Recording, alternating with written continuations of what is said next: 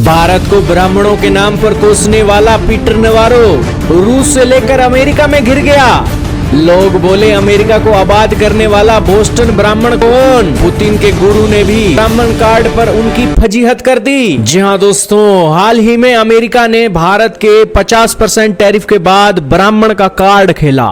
इस ब्राह्मण के कार्ड के अंदर उन्होंने भारत के अंदर जातिवाद को फैलाने का एक काम किया, जिसके अंदर उन्होंने कहा कि भारत के ब्राह्मण तो मोटी कमाई कर रहे हैं भारतीयों के नाम पर, और आज वो सस्ता तेल खरीदकर महंगे दामों में बेचकर मोटी इनकम जनरेट कर रहे हैं। भारतीयों जाग जाओ और ब्राह्मणों के खिलाफ आप कुछ कर सकते हो तो कर लो, हम तो आपको सिर्फ ये संदेश दे सकते हैं। इसी के ऊपर दोस्तों रूस के राष्ट्रपति व्लादिमीर पुतिन के गुरु दुगिन आए हैं और उन्होंने अमेरिका को गर्दन से पकड़ा है।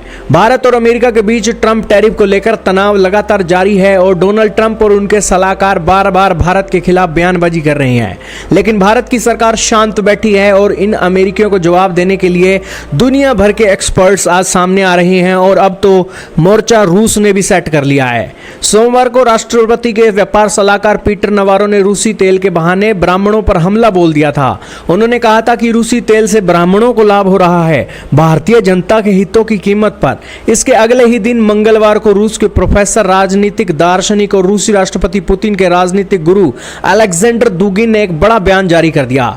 उन्होंने अमेरिका को भारत के बारे में नसीहत देते हुए कहा कि हिंदुओं ने आध्यात्मिक चिंतन का उच्चतम स्तर विकसित किया है और भौतिकता पर काबू पाया है और अब पश्चिम की बारी है। भारत और रूस के संबंध हमेशा से गहरे और मजबूत रहे हैं। रूसी लोग भारत और उसकी संस्कृति की प्रशंसा करते रहे हैं। चीन में आयोजित एससीओ शिखर सम्मेलन में रूसी राष्ट्रपति और पीएम मोदी की दोस्ती पूरी दुनिया ने देखी।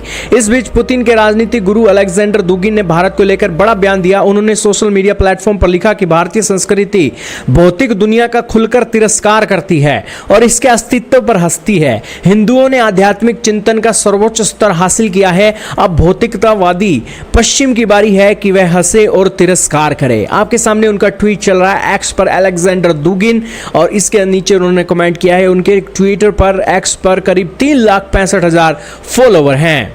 रूस ने दोस्तों ब्राह्मण कार्ड के ऊपर अपना रिएक्शन देकर भारत की सपोर्ट कर दी, तो अब दोस्तों अमेरिका के अंदर भी पीटर नेवारो को घेरने की बातें निकलकर सामने आ रही हैं। दरअसल अमेरिका में बोस्टन ब्राह्मण शब्द 19वीं सदी में अमेरिकी डॉक्टर और कवि ओलिवर वेंडेल होम्स ने अपने उपन्यास में गढ़ा था, जो बोस्टन के धनी, शिक्षित और कुलीन व्यक्ति थे।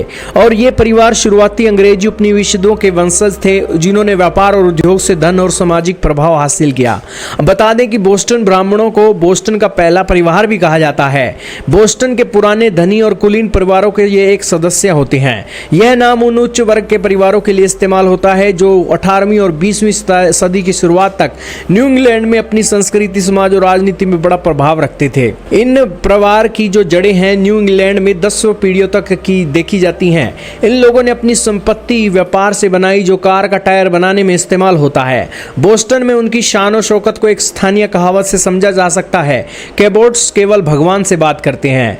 दोस्तों अमेरिका में बोस्टन के अमीर व्यापारियों में से एक ब्राह्मण भी थे और इनकी संपत्तियों के किस्से 10 पीढ़ियों तक अमेरिका के अंदर गिने जाते हैं। यही कारण है कि ब्राह्मणों की तरक्की को देखकर अमेरिका जलने लगा है और इन्हें एक सलाह दी जा रही है कि अमेरिका को आबाद करने वाले और मोटी इनकम जनरेट करने वाले ब्राह्मण ही थे और आप ब्राह्मणों को ना छेड़ो तो ही अच्छा है।